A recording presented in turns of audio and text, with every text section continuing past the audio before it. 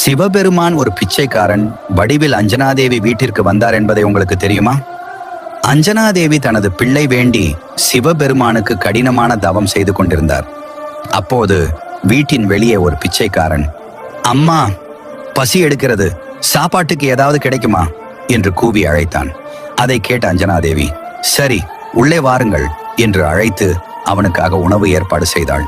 அவன் கை கழுவச் சொல்ல அந்த பிச்சைக்காரன், என் வாழ்க்கையிலே இதுவரை நான் கைகளை மட்டுமல்ல, வாயையும் ஒருபோதும் கழுவியதில்லை, இப்போதும் கழுவப் போவதில்லை, அப்படியே சாப்பிடுவேன் என்று அகம்பாவத்துடன் சொன்னான்.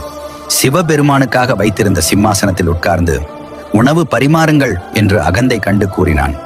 அதிதி தேவோ பவ என்று நினைத்த அஞ்சனாதேவி எதுவும் பேசாமல் சாப்பாடு பரிமாறினாள்.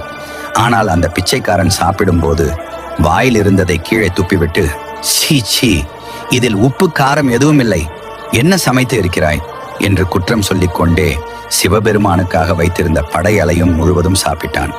அதை பார்த்த அஞ்சனாதேவிக்கு கோபம் வந்தாலும் அவள் பொறுத்து கொண்டாள். உணவு முடித்த பின் அந்த பிச்சைக்காரன் எழுந்து, நான் உன் கையாலான உணவை சாப்பிட்டேன், அதனால் உனக்கு கொஞ்சம் புண்ணியம் கிடைக்கும். இதே உணவை சிவன் சாப்பிட்டிருந்தால் அது புண்ணியம் இல்லை, அவருடைய சாபம்தான் உனக்கு கிடைத்திருக்கும் என்று அவளை அவமதித்தான்.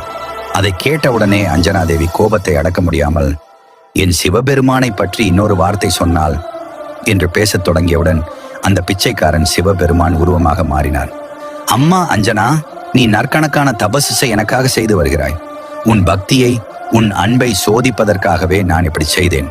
நான் உன் கற்பத்தில் பிறப்பேன் என்று வரம் வழங்கி அங்கிருந்து மறைந்தார். அதற்கு பின்னர் அஞ்சனாதேவிக்கு ஒரு மகன் பிறந்தான். அவரே ஹனுமான்.